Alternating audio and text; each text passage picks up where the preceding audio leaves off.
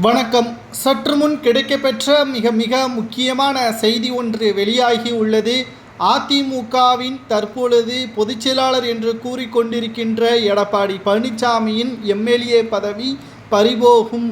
வருகின்ற சட்டப்பேரவை தேர்தலில் சேலத்தில் மீண்டும் எடப்பாடி போட்டியிட்டால் அப்பகுதி மக்கள் எடப்பாடியே தோற்கடிப்பார்கள் என்று ஓபிஎஸ் அவர்கள் கூறியுள்ளார். நீதிமன்றத்தில் வழக்கு நடைபெற்று கொண்டிருக்கக்கூடிய நிலையில் இரட்டை இலை சின்னத்தை முடக்காமல் இருக்க வேண்டும் என்றால் தேர்தல் ஆணையத்திடம் சென்று அனுமதி கோர வேண்டும், ஆதாரத்தை கொடுத்து இரட்டை இலை சின்னத்தை மீட்டெடுக்க வேண்டும் என்று நீதிமன்றம் தெரிவித்தது. ஆனால் ஓபிஎஸ் அவர்கள் மட்டும்தான் தலைமை தேர்தல் அலுவலகத்திற்கு சென்று விளக்கத்தை கொடுத்தாரை தவிர எடப்பாடியால் கொடுக்க முடியவில்லை.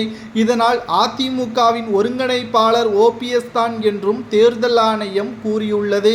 இதா கடைசி முறை என்றும் இரட்டை இலை சின்னத்தை மேலும் வழக்குகளில் சிக்காமல் பார்த்து கொள்ள வேண்டும் என்றும் ஓபிஎஸ்ஸிடம் தேர்தல் ஆணையம் தெரிவித்துள்ளது.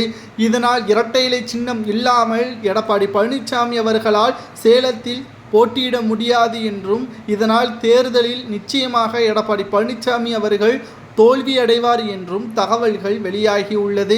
அனைத்திந்திய அண்ணா திராவிட முன்னேற்ற கழகத்தை பொறுத்தளவிற்கு எடப்பாடி பழனிசாமி அவர்களது கட்டுப்பாட்டில்தான் அதிமுக இருக்கிறது என்று செயற்குழு கூட்டத்தின் பொழுது தெரிவித்திருந்தார்.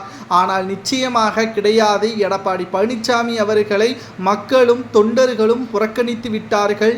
இனியும் அதிமுகவில் எடப்பாடி பெயர் உச்சரிக்க முடியாத அளவிற்கு சட்டப்பேரவை தேர்தலின் முடிவுகள் வெளியாகும். மறைந்த முதல்வர் ஜெயலலிதா அவர்களுக்கு செய்த துரோகம், மக்களவை தேர்தலின் தோல்வி இனியும் தொண்டர்களும் நிர்வாகிகளும் முன்னாள் அமைச்சர்களும் மாறாமல் இருந்தால் மீண்டும் மிகப்பெரிய ஒரு தோல்வியே அதிமுக தழுவி எடப்பாடியே அதிமுகவின் தொண்டர்கள் புறக்கணித்தால் எந்த ஒரு பயனும் இல்லை என்று தற்பொழுது ஓபிஎஸ் அவர்கள் சென்னை விமான நிலையத்தில் பேட்டி ஒன்றை கொடுத்துள்ளார். எடப்பாடி பழனிசாமி அவர்கள் கூறுவது அனைத்துமே சுயநலமாகத்தான் இருக்கிறது.